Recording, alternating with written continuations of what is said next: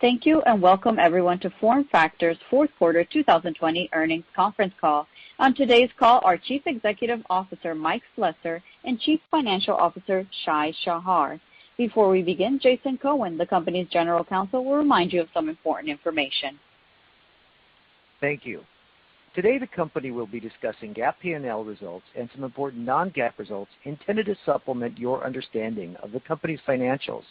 Reconciliations of GAAP to non-GAAP measures and other financial information are available in the press release issued today by the company and on the Investor Relations section of our website. Today's discussion contains forward-looking statements within the meaning of the federal securities laws.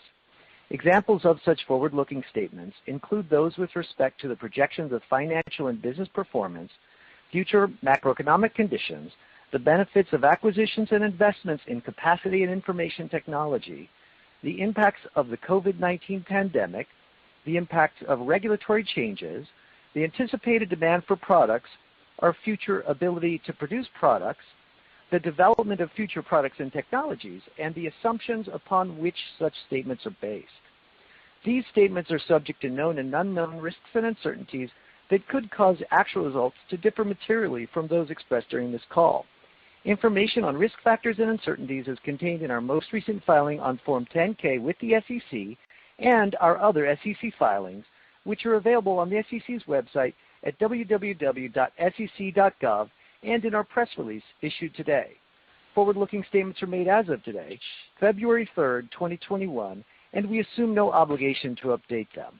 Also, as an aside, since this is an entirely remote earnings call for us, please bear with us on any audio delays. With that, we will now turn the call over to FormFactor CEO, Mike Slessor. Thanks, Jason, and thank you everyone for joining us today. FormFactor delivered strong results in the fourth quarter of 2020, setting all-time quarterly and annual company records for revenue, non-GAAP operating profit, and net profit. I want to thank and congratulate the global FormFactor team, who demonstrated a combination of agility and tenacity to overcome a myriad of challenges and deliver these record results. As we begin 2021, robust demand for our products continues, and we're adding capacity to meet that demand. However, even with the strength that produced these results, the fourth quarter had its unique challenges, as evident from gross margins below our October outlook range. Shai will provide more details later, but I'd like to start our call by addressing this issue. This gross margin reduction was caused by two primary factors of approximately equal impact. First, in our probe card segment, we reserved warranty costs for some early life reliability failures on a new foundry and logic product release. Since mid-November, our team has worked closely with the affected customer to resolve the issue, and this customer has qualified a modified architecture that eliminates the problem.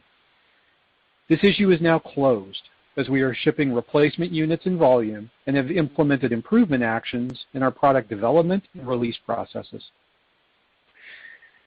Second, in our systems segment, we executed against an unusually unfavorable product mix as we shipped several significant lower margin orders to end the quarter. These orders contained fewer high-value features and options than in our typical mix, as customers configured systems to meet a variety of end-of-year budget, lead time, and volume purchase requirements. Some unfavorable product mix continues in our systems segment backlog, but less than in the fourth quarter. As we've described in the past, the diversified nature of FormFactor's design-specific consumable and R&D-driven product mix will produce quarterly fluctuations in gross margin. Despite these short-term fluctuations, our long-term trajectory towards the 47% gross margins of our target model remains intact. And as you can see from our outlook, we expect a sequential increase in gross margin for the current quarter. Turning to market-level details, demand for foundry and logic probe cards was extremely strong in the fourth quarter. This strength is the result of new design releases in the fabless foundry ecosystem that ramped aggressively in both high-performance compute and mobile applications, with continued strong growth associated with 5G handset launches. In the first quarter, these specific ramps are mostly behind us, and we do expect a slight sequential decrease in foundry and logic probe cards. On a longer-term basis, driven by 5G and advanced packaging, this market is a major growth opportunity as customers utilize FormFactor's differentiated market-leading products to meet their highly complex test requirements for millimeter wave RF front ends, next-generation application processors, and high-power compute processors. In DRAM, we delivered the highest quarterly revenue of 2020 as customers released and ramped new designs in a combination of technology node migrations, 12 and 16 gigabit product ramps, and the beginning of the HBM2 to HBM3 transition.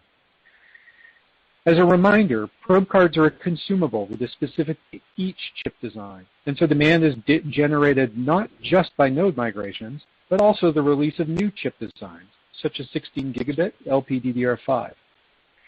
With this strong new design activity in place across our customer base, we expect first quarter and potentially first half DRAM probe card demand to continue at levels comparable to the fourth quarter. The HBM3 transition is especially exciting for FormFactor. That's yet another example of industry adoption of advanced packaging, with customers stacking up to 16 individual silicon die to meet memory bandwidth and power requirements in high-performance compute applications. In these stacked die architectures, the value of testing increases as more die are added to the stack to avoid incorporating bad component die into an otherwise good stack. As a result, as advanced packaging schemes like HBM3 are adopted, we are seeing a substantial growth in test intensity. On top of that, the technologies required to test these devices are extremely complex and sophisticated. The dimensions of an individual MEMS fabricated probe are comparable to a human hair. They carry power at over an amp of current and signals at tens of gigahertz while lasting millions of contact cycles. Moreover, a typical probe card contains tens of thousands, if not hundreds of thousands, of precisely assembled MEMS probes. This combination of increased test intensity, which expands the number of probe cards required per wafer out, and test complexity, which widens FormFactor's competitive advantage, is characteristic of all types of advanced packaging.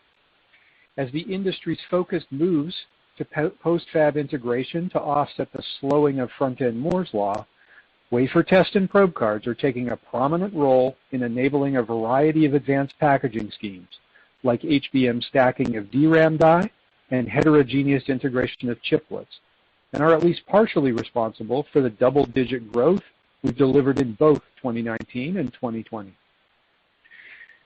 These secular growth trends support our investments in capacity with increased capital expenditures, including our 2020 purchase of a new 90,000 square foot factory in Livermore, which is scheduled to begin revenue shipments in the second half of this year.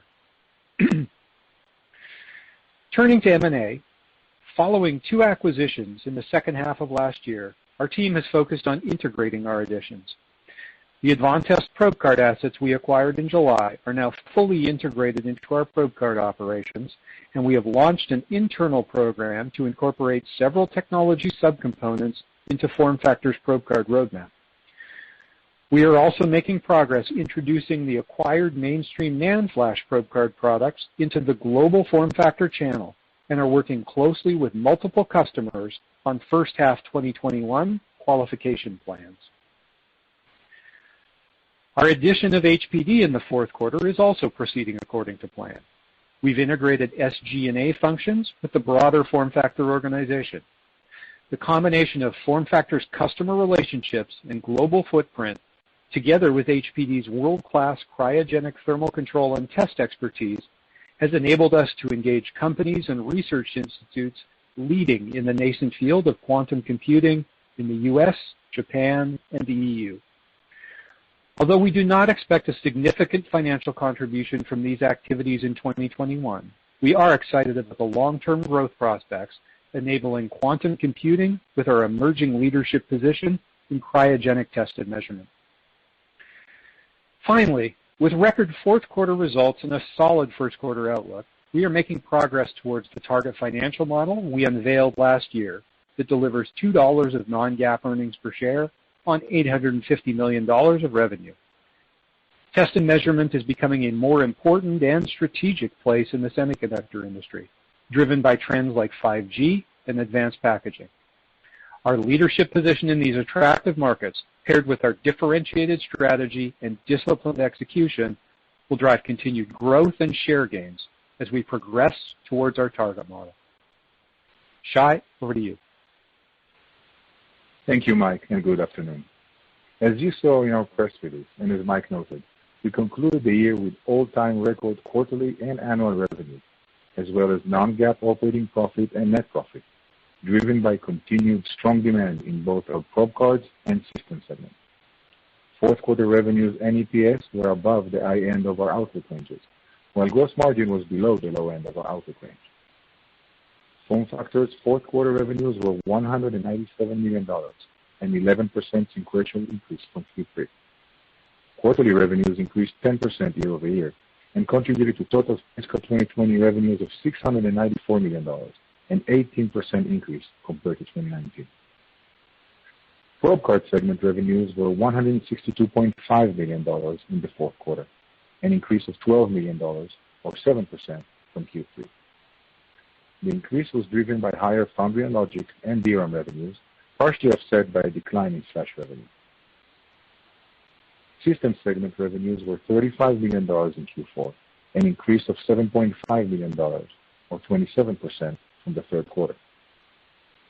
Within the probe card segment, robust demand for foundry and logic continued, with revenues growing $14 million from Q3 to $123 million, comprising 62% of total company revenues in Q4, a slight increase compared to 61% in the third quarter. DRAM revenues were $35 million in Q4, an increase of $3 million from the third quarter, and were 18% of total quarterly revenues, same as in the third quarter. As first communicated in the last earnings call, DRAM demand has returned to what we believe to be a more normalized quarterly run rate. Flash revenues of $5 million in Q4 were $6 million lower than in the third quarter, and were 3% of total revenues in Q4, same as in Q3. As expected, flash revenues continue to be lumpy from quarter to quarter. GAAP gross margin for the fourth quarter was $78 million, or 39.4% of revenues, as compared to 43.1% in Q3. Cost of revenues included $7.9 million of GAAP to non-GAAP reconciling items, which we outlined in our press release issued today and in the reconciliation table available on the Investor Relations section of our website. The increase of $1.5 million in the non-GAAP reconciling items in Q4, as compared to Q3, is related to the acquisitions of Advanta's probe card assets during the third quarter and HPD during the fourth quarter. On a non-GAAP basis, gross margin for the fourth quarter was $86 million, or 43.4% of revenues, 330 basis points lower than the 46.7% non-GAAP gross margin in Q3, and 60 basis points below the low end of our outlook range, mainly due to the warranty costs and less favorable mix, as Mike mentioned. Our probe card segment gross margin was 43.9% in the fourth quarter, a decrease of 230 basis points compared to 46.2% in Q3. The warranty charge accounted for 110 basis points of the decrease in the consolidated gross margin, and the remaining decrease was due to anticipated less favorable mix. Our Q4 system segment gross margin was 41.3%, as compared to 49.8% in the third quarter. The decrease of 8.5 percentage points was driven mainly by an unusually unfavorable product mix.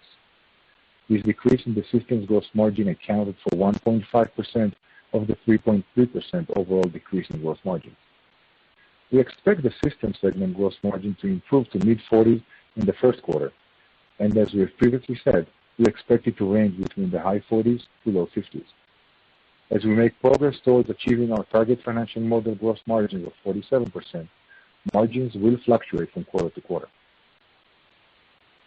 Our GAAP operating expenses were $56.8 million for the fourth quarter, $2.1 million higher than in the third quarter. Non-GAAP operating expenses for the fourth quarter were $48.1 million, or 24.4% of revenues, compared to $48.4 million, or 27.2% of revenues in Q3. The decrease of $0.3 million is mainly due to one-time IT security remediation costs in the third quarter, partially offset by higher Q4 performance-based compensation and the addition of the businesses we acquired in Q3 and Q4. Company non-cash expenses for the fourth quarter included $7.7 million for the amortization of intangible assets, $7.1 million for stock-based compensation, and depreciation of $6.2 million. Fourth quarter amortization of intangible assets was $1.2 million higher than in Q3 as a result of the acquisitions completed in the third and fourth quarters. Stock-based compensation was $1.5 million higher than in Q3 due to the timing of annual grants, and the increase in depreciation of $1 million from the third quarter was a result of recent investments made in capacity expansions and acquisitions. GAAP net income for the fourth quarter was $19.3 million, or 24 cents per fully diluted share, compared to $22.9 million, or 29 cents per fully diluted share in Q3. The non-GAAP effective tax rate for the fourth quarter was 7.5%, down from 12.7% in Q3. This lower rate is a result of the relative increase in export revenues in Q4, which benefit from the regulations regarding global intangible low taxes income, also known as GILTI, as we mentioned in the previous earnings call. The application of these new regulations resulted in a one-time cumulative benefit in 2020, which caused the full-year effective tax rate to be 13.4%, slightly below the lower end of the 15 to 20% range we previously communicated. We continue to estimate that the annual non-GAAP effective tax rate for fiscal year 2021 will be 15 to 20%. As a reminder, our cash tax rate is expected to remain at 6 to 8% of non-GAAP pre-tax income until we fully utilize our remaining U.S.-based R&D credits. Fourth quarter non-GAAP net income was $35 million, or 44 cents per fully diluted share, compared to $31 million, or 39 cents per fully diluted share in Q3.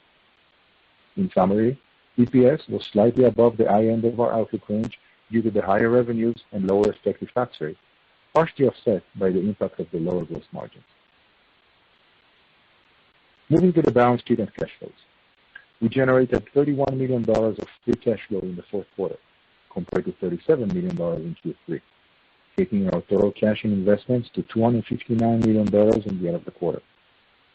The sequential decrease in free cash flow in the fourth quarter reflects an anticipated increase in capital expenditures. As of the end of the fourth quarter, we had 2 term loans remaining on our balance sheet, totaling $34.5 million. We invested $14 million in capital expenditures during the fourth quarter, compared to $5 million in Q3, which brings total 2020 CapEx to $56 million, as compared to $21 million in fiscal 2019. This increase is in line with our previous communications and chiefly reflects capacity expansion in the new building in our Livermore campus. We expect to continue the significant investment in capacity in 2021, and CapEx for the year is expected to be between $80 to $100 million. As a reminder, we expect CapEx to return to 3.5 to 4% of revenues in our target financial model after we conclude these capacity expansions. I'm also glad to report that during Q1 we went live with our ERP consolidation. This significant project to unify our ERP systems will improve our operational efficiency and help us achieve our target financial model, and the go-live is an important milestone.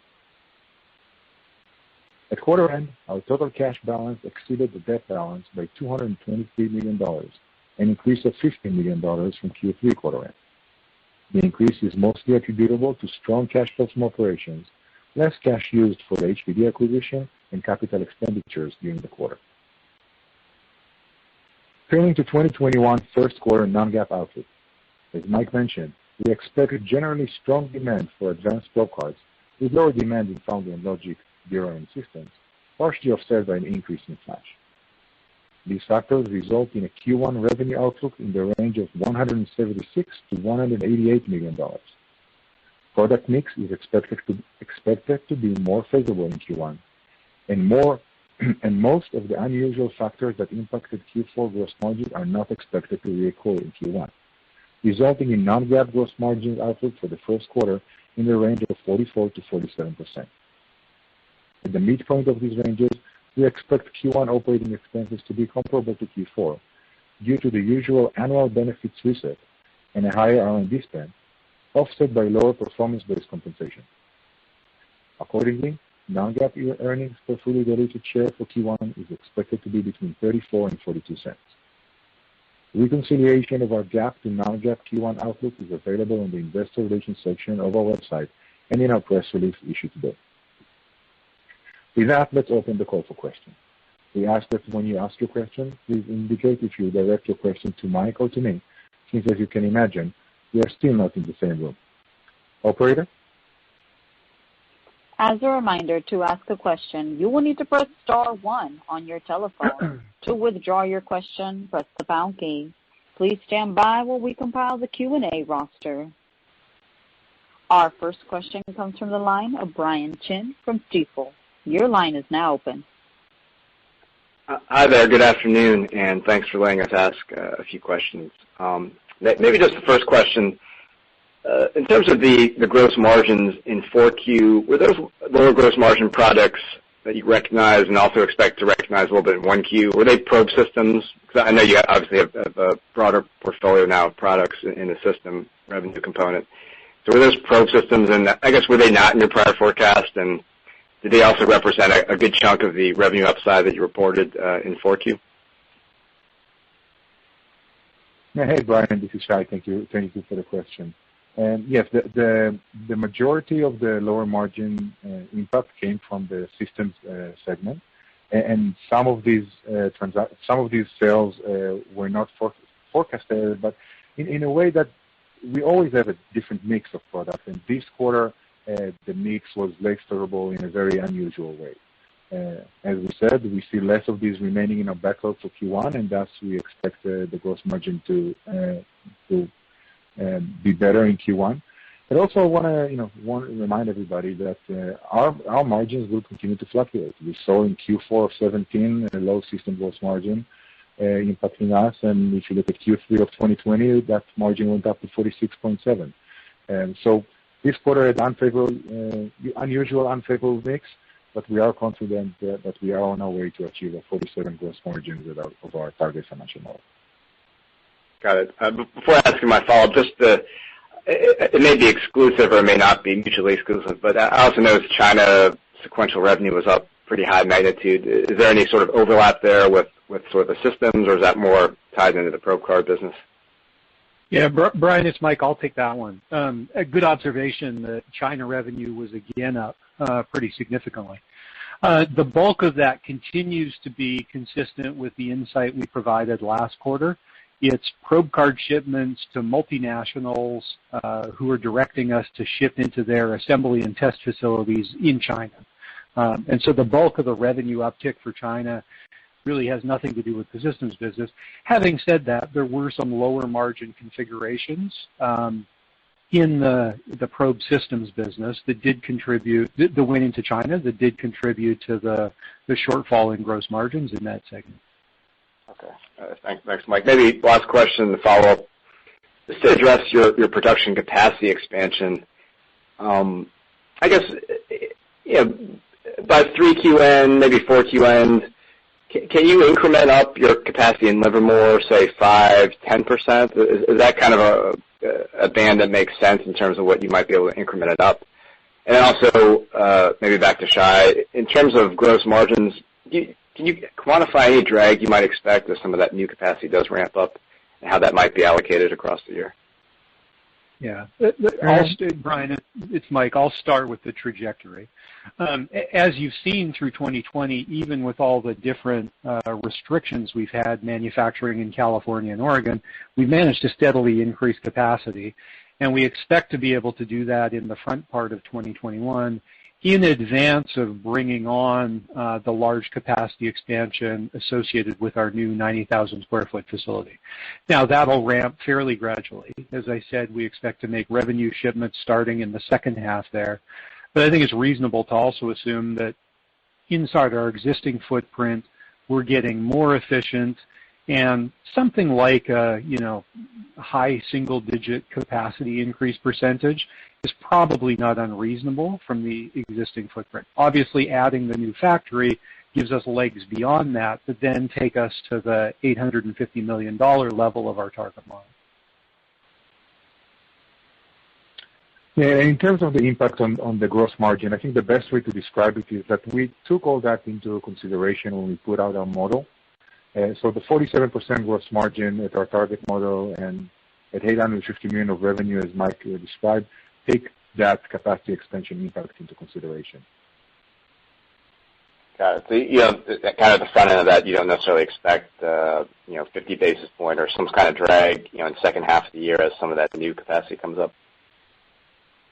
Not necessarily, and we need to remember that mix still has the biggest impact on our gross margin. So we have other factors in addition to just go live. And as Mike said, we're going to do it gradually, turning on the tools and adding capacity on top of the building and the rest of the stuff. Great. I'll hop back in the queue. Thanks so much. Thanks, Brian. Thank you. Our next question comes from the line of Charles Shi from Needham & Company. Your line is now open. Hey, Charles Shi here. Thank you for taking my question. Hey, Mike and Shai, I have a question regarding your quarterly run rate here. Apparently, your fourth quarter run rate is almost, if we annualize it, you are getting almost close to $800 million per year, which is probably less than 10% away from your $850 million model. I just wonder, especially on the system revenue side, it looks like this is a record high for you. Are we looking at the new normal here, or do we expect some of the modulation of the systems revenue going forward? Charles, I'd expect to see modulation in all the different segments. If I back up and look at the constituent drivers of revenue for FormFactor, we've put together a pretty diversified portfolio of drivers, both through organic growth and the M&A we've done over the years. And in any given quarter, there's going to be different puts and takes associated with those. In the fourth quarter, as you noted, we saw strength basically across the board. We had very high foundry and logic revenues, driven by the fabless foundry ecosystem and by IDMs. We had the highest DRAM probe card revenue in 2020, and as you note, systems revenue was up, both organically and due to some of the acquisitions we've made over the past year or so in that segment. So your observation associated with the $800 million run rate certainly is a reasonable one. Our outlook for Q1 comes down a little bit as some of those things, come back to lower, perhaps more normal levels. But, we're going to see fluctuations quarter to quarter. That's why we've tried to build a diversified set of revenue drivers so that we can manage those fluctuations inside each of our customers and inside each of our different segments. Got it. Thank you. Mike, if I may, I would like to just dig a little bit more into your probe card side of the business. Definitely, you did tell us that you expect some modulation in the first quarter for the foundry logic side, given that the design release activity is going to probably slow down a little bit associated with the 5G handset. Just wonder, because in your long-term model, you were sort of expecting 8% plus minus kind of advanced the probe card revenue growth. Given that last year your probe card was having a double-digit growth, do you also expect that growth rate in 2021 to be slightly below your long-term growth rate, or you think 8% is still a good number for this year and going forward? Well, the 8% was, as you know, a longer-term growth rate. Obviously, the semiconductor industry, although collectively we've been pretty fortunate over the past couple of years to have much less cyclicality, is still going to have some fluctuations in demand. For the advanced probe card business in which we lead, we have had very strong growth the past couple of years. And so I think perhaps a little bit of moderation and digestion into 2021 is not a bad scenario to think about. Having said that, you look at some of the drivers like 5G and advanced packaging, and they continue to drive strong customer investment in wafer test and measurement. And so, it's still obviously very early in the year, but a lot of the conditions that did drive that strong growth in the past couple of years continue to be in place. We're working hard to put the capacity in place to execute on those. But certainly high single digits is a reasonable long-term growth rate to think about our probe card business. Fluctuations will happen quarter to quarter for sure. Got it. Thank you. But maybe my last question, I want to ask a little bit more about China, knowing that the domestic Chinese customers do not really have a major contribution. A lot of that is the multinationals.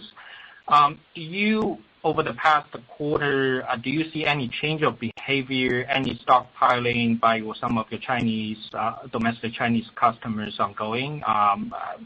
Any color would be great. Yeah, we're working pretty closely with a couple of those key customers, key China domestic customers, especially in the memory space. FormFactor obviously has a nice technology differentiation in memory, especially in DRAM. And so we've been quite closely partnered with some of those customers. They're ramping fairly aggressively, so I don't think there's the opportunity for a lot of stockpiling. It would be difficult for us to tell in any way. But I think, we continue to work closely with those customers to monitor the regulatory environment and make sure that we can extract whatever opportunity that we can out of the domestic China customers, in addition to serving the region with the large multinationals that we're supporting. Thank you. Yep. Thanks, Charles. Thank you. Our next question comes from the line of Craig Ellis from B. Riley. Your line is now open. Yeah, thanks for taking the question, and congratulations on the nice revenues in the quarter. Mike, I wanted to start with a question for you. So the systems business was particularly strong in the quarter. I don't recall, at least I don't see in my model it ever getting above $30 million, and we were rounding at $35 million. At times in the past, you've helped us see some of the different technology drivers that are contributing to system strength. So what was it in particular that contributed to system strength, and were there a singular or multiple tech themes that you're seeing as you see that kind of demand pull in the quarter? Yeah, I think as a reminder for people, the systems business really serves leading edge R&D and development for the key customers in the industry. There's a couple of drivers to that. First of all, there's the organic piece, essentially the engineering prober business we acquired as part of the Cascade Microtech deal. But as a reminder, we also report FRT, our advanced packaging metrology and inspection business that we acquired in late 2019, and now HPD, the cryogenic test and measurement business we acquired in Q4. So there's organic growth components associated with some of the exciting things happening in the semiconductor industry, whether it's CMOS advancements, some of the optoelectronics pieces that are served by that engineering prober business, the legacy Cascade business. But we've also got some nice additions and accelerations through our M&A strategy that are being reported in the system segment. That's helpful. So would it be fair to think this should be really a kind of low to mid-30s business going forward, or for whatever reason, could it dip back more towards the mid-20s where it was tracking over a multi-year basis? Yeah, I think with the M&A additions, although HPD for us a little bit more futuristic in serving quantum computing, there is a contribution there, but I'm not sure it would shift the way you model much. The FRT business continues to grow nicely, again driven by the unique metrology and inspection requirements of advanced packaging. That's a theme for FormFactor across our businesses, whether they be probe cards or engineering systems. And so, going back to the mid-20 levels, I think would be a disappointment for us because it implies some contraction among all those businesses. as we get adoption with the FRT business, as we get a little bit of momentum around the cryogenic test and measurement space with HPD, and see some of the slower but steady growth associated with the classical systems business, I think it's reasonable to expect that segment to report, certainly in the low 30s. That's very helpful. I also wanted to ask a question about customers, and it's really a two-part question, and I'll keep it with you. The first part of the question is, given Intel's historic significance as a customer to the company, and following some recent commentary from an incoming CEO that seems to point towards a retained significant manufacturing operation, I was hoping to get your updated views on Intel, and then with that as a takeoff point, if you could talk about some of the opportunities that the company has to expand its customer base over time. It's been a big part of the growth story over the last numerous years, and what are the opportunities that you see out there today? Thank you. Sure. Our largest customer represents an anchoring relationship for the company. It's a long-term engagement, well over a decade long, and we spend a lot of our resources and management bandwidth making sure we're in lockstep with that customer. Having said that, it's a little early to understand the implications of their CEO transition. I do think, with a spectrum of manufacturing strategies that are available to them, from IDM on one end to fewer fabless on the other, certainly the recent comments would indicate that the things have swung back a little bit closer to the IDM strategy. But I think, if we look further beyond to the rest of the industry, this is basically why FormFactor has made it such a priority to serve all of the leading customers in the industry, whether they be IDMs or foundries, in all of the different segments, because we want to make sure that we're able to support these customers and have the opportunity to win business no matter what their manufacturing strategy is. Obviously a very dynamic time in the semiconductor industry, and we want to have our bases covered so that we do have a good opportunity space. There are a couple of key customers, both in the microprocessor space and in the mobile and automotive space, where there are some objectives that we have to go gain share. And expand and continue to diversify our overall customer base, even from the leadership position that we have. That's helpful. Thank you. And then lastly, if I could sneak in one more before dropping back into the queue. Shai, helpful to get the color on the OpEx intensity for the March quarter. The question is what would the contour of OpEx look like beyond that? Are there things that are happening either with R&D or other programs maybe related to just new facilities that would cause us to have to think about some incremental expense, or would it potentially even drift down? Thank you, Shai. Sure. So if you look at OpEx for 2020 for the overall year, it was 26% of revenue. And given the growth in 2020 and the required capacity expansion, and we put some programs were on hold in 2020 just because of COVID restrictions and stuff like that. In 2021, we do expect OpEx to catch up. A lot of investment in R&D, but also smaller things like travel that we hope and believe will restart at some point. So we will continue to invest in R&D. We expect to see more leverage in SG&A, and making progress on that in 2021 on our way to the target model of R&D at 13% and SG&A at 12% of revenue. So I don't think we're going to be there in 2021, but we're on our way to be there. Thank you. Thank you. Our next question comes from the line of Christian Schwab from Craig-Hallum. Your line is now open. Hi, this is Tyler on behalf of Christian. Thanks for letting us ask a couple questions. First question for Mike, probably, kind of revisiting a previous question, maybe asked another way. Your foundry and logic probe card business was very strong in Q4 here, and you said that you expect it to be down maybe, or down modestly sequentially in Q1. So the question is, would we still expect after the strong 2020 for the foundry logic to grow in 2021? And if so, what would be kind of the major drivers there? I know you mentioned 5G ramps or we're kind of over after Q4. So if you do expect growth, kind of what are the major drivers that you point to? Thanks. Yeah. So first of all, I certainly wouldn't characterize the 5G ramp as over. But remember, probe cards are specific to individual customer chip designs. And so if you have customers all ramping a particular design at once, that's going to create strength, in that time period where you're delivering and recognizing revenue on those cards. And this is a business that's very time sensitive, right? You have to deliver the probe cards in time for those customers to test the wafers. So we don't have a lot of flexibility on delivery timing.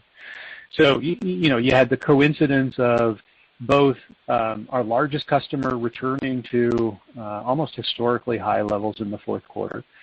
In the fabless foundry ecosystem, a couple of mobile and a couple of high-performance compute designs, the mobile designs for sure associated with 5G that ramped hard. We just see, that specific concentration of designs not necessarily happening in the first quarter. I mean, our guidance is obviously not down by a huge amount, and so you can see there's still significant strength there. Longer term, as we look through 2021 and, next couple of years towards the target model, growth in foundry and logic probe cards is one of the fundamental underlying drivers of our path towards that model, and 5G is a huge part of it. So by no means is the 5G ramp over.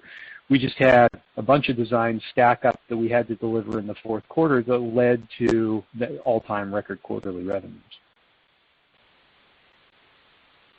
Makes sense. Perfect. Understood. And thank you for clarifying the comment on 5G there. Second question then, moving over to the DRAM probe card side, strong end of the year here after a couple quarters of more digestion in the beginning of 2020. You said you expect that kind of flat Q1, maybe even or the first half. So I was wondering, should we expect kind of 35 million quarterly level to be a sort of baseline for that business, or over time, can we get back to above 40 million a quarter like we saw a couple of years ago? Yeah, the way we think about DRAM, and obviously being a supplier in the DRAM supply chain, value chain, you have to be prepared to deal with cyclicality, at least on a quarterly basis.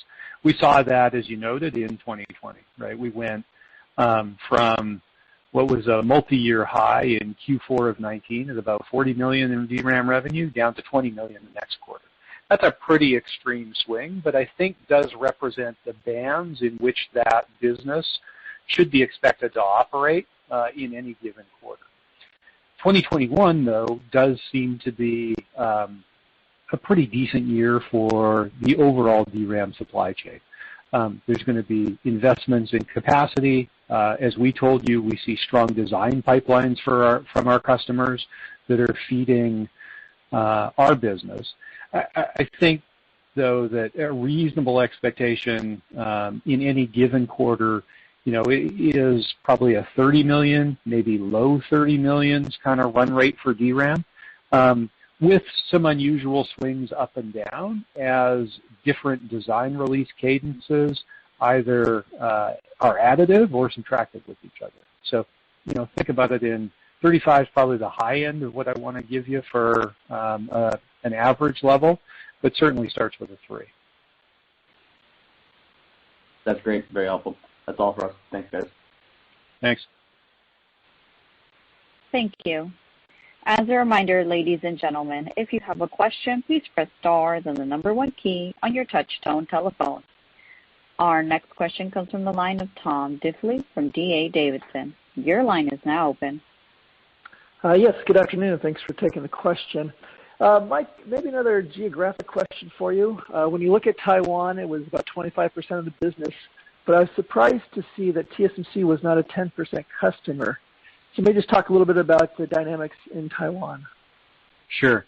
Well, there's a lot of action in Taiwan, right? We have one of our large memory customers has a large production and test facility there. A lot of the outsource assembly and test capacity of the world is in there. So Taiwan revenue is not necessarily the world's largest foundry. But, with them, they were a 10% customer in the third quarter. They were close to a 10% customer, again, at the record revenue levels of the fourth quarter. And given the continued momentum we have in delivering into their advanced nodes, As a reminder, this is, for us, a 10 nanometer, 7 nanometer, 5 nanometer kind of business. But we're doing a nice job, I think, of broadening that business. We've got multiple mobile and high-performance compute designs that we're shipping here in the first quarter. And I wouldn't be too surprised to see them back on the 10% list, sporadically up and down in the near future. Okay. So in general, how often do the fab assembly and test guys buy the probes from you versus the foundry when the wafers went out the door? It really depends on individual customer and even individual project. We'll have some customers who like to hand all of that over to either the foundry or the outsourced assembly and test house. We'll have some customers that want to manage it very carefully. So it's one of the unique aspects of this business is you have a very broad engagement with all kinds of different elements of the semiconductor manufacturing chain. Okay, great. And moving over to the flash business, obviously it's very lumpy, but I was surprised it dropped as much as it did, especially since the acquisition of Advantest technology. I thought maybe it'd be a little bit more of a sustained business going forward. Certainly that's one of our aspirations. As we talked about that acquisition, there were two fundamental tenets to it. The first one was there was some very interesting technology that resided there that we felt was useful on the FormFactor, DRAM, and foundry and logic roadmaps. The second one was we felt like we may be able to make some progress in using a cost-competitive flash technology that team has developed and push it into the broader FormFactor customer base, places where they really hadn't accessed before. The second one, I talked about both of these in the prepared remarks, but that second element, those things take a while to come to fruition. We are in active discussions with multiple customers on qualifications for the first part of 2021. But given that business, with single-digit millions revenues historically, I wouldn't expect annually, right? I wouldn't expect it to make a big impact on our flash business until we're able to gain some traction with these additional customers. Okay, that makes sense.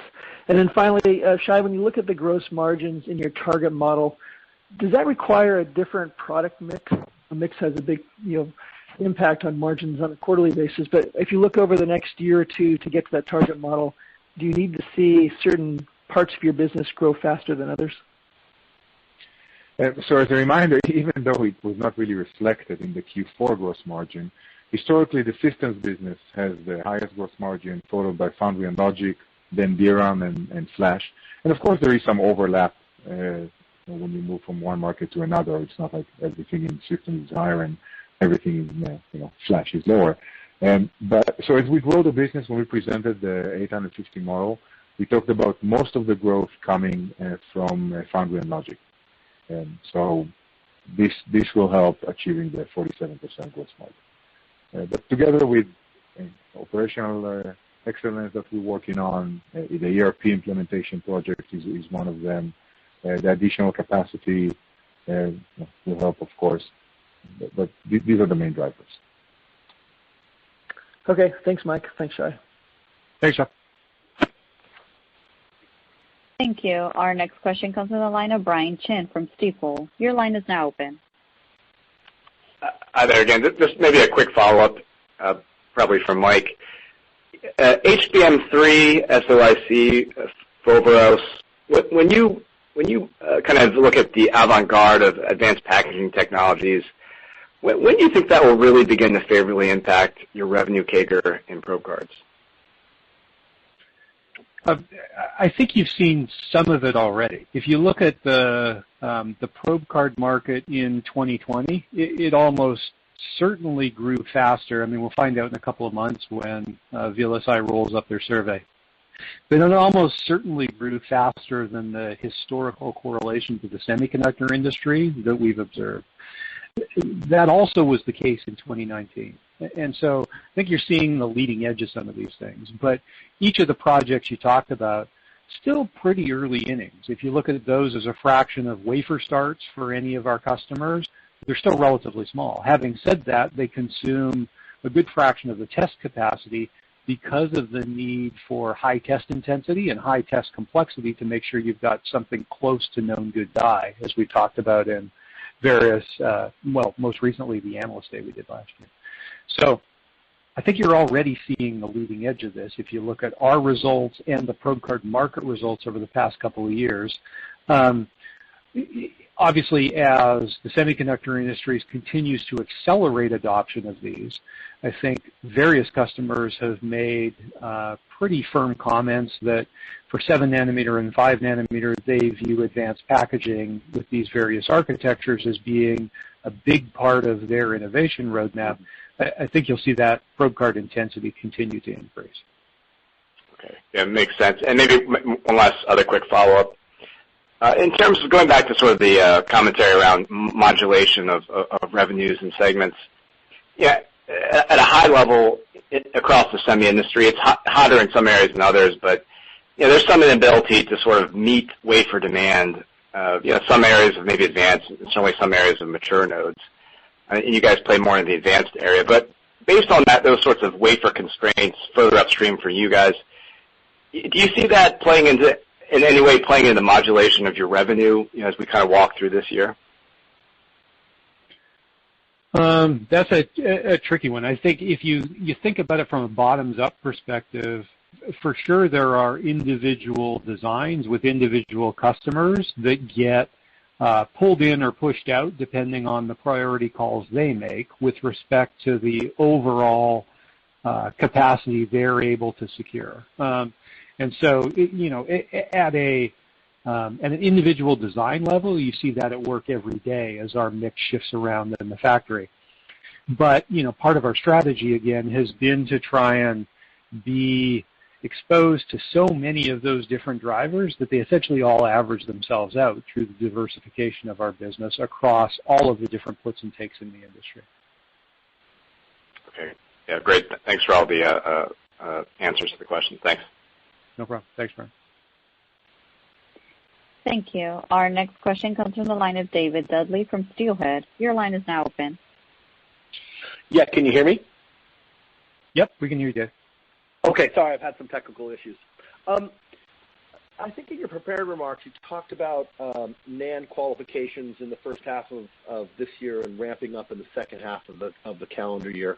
Could you just elaborate a little bit more on that? And do you have targets for growing this business now that you seem to be engaged with a broader set of customers? Yeah, so I think I'd characterize the first part of 2021 as planting some seeds. The acquired, our legacy NAND flash business, our legacy flash probe card business, remember, we need to be fairly opportunistic, essentially skimming the high end of the opportunities that are available to us because it really is a higher cost platform and we can't be cost competitive in the real sort of majority of 3D NAND. The Advantest acquisition gives us what I characterize as an option to go participate there. And so we've begun discussions with a couple of existing FormFactor customers on beginning a qualification in the first half of the year. Remember that qualifying a new architecture with a major customer usually takes a while. And so I wouldn't want to create the expectation that we'll check the qualification box in the first half and then see skyrocketing NAND revenues, because we also want to be careful that we're meeting all of the capacity and delivery requirements once we do get qualified with these customers. So it's a little early for us pre-qualification to be setting growth rate targets, but there is an aspiration for us to grow our NAND flash market share on the back of having a much more cost-competitive NAND flash product. Well, maybe you could just characterize it in do you have a target for market share rather than a growth rate for your business? Well, so the NAND flash probe card market, in round numbers, between $200 and $250 million a year spent by our customers.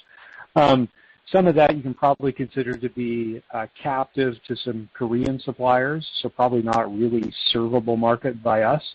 But if you think over the long term, I don't think it's unreasonable that we could take our share position from, what do we do, 20, 25 million a year, so 10%.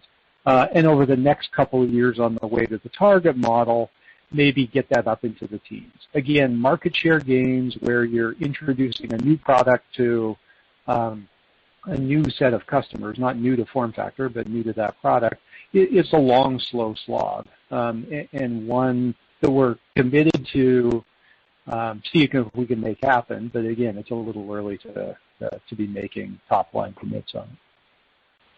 Okay, and then one technical question from me.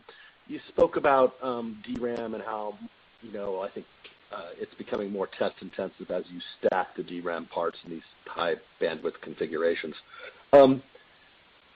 What percentage of the DRAM now do you think is stacked in that configuration? And what percentage do you think the market will move towards over time? I'm just trying to figure out because this seems like a key driver to demand for probe cards. So the more information here I can get, the better. Yeah. So HBM structures in general, maybe implicit in your question, are a pretty small portion of overall industry DRAM wafer starts, right? The vast majority of DRAM is not the stacked die high bandwidth memory configurations. These high bandwidth memory configurations, whether it be HBM2 or now moving to HBM3, are really targeted at the specific requirements of high performance compute. Very high bus speeds, decent power management. And so it's, if you want to come at it from a revenue perspective, it's probably, I don't know, a single-digit percentage of DRAM overall revenue for our customers. Wafer starts probably a little bit higher than that because you're assembling, you have to build a lot of wafers to assemble a 16 high stack of die. So still understanding it's a subsegment of overall DRAM, I don't think it's reasonable to expect that all DRAM will become stacked, but we do see some growth there, and any growth there is good because of the high test intensity and high test complexity. Thank you. Thank you. Thank you. At this time, I am showing no further questions. I would like to turn the call back over to Mike Slessor for closing remarks. Thank you, everyone, for joining us on this first call of 2021, and we'll talk to you, if not at some conferences between now and then, on our next conference call after completing the first quarter. Take care.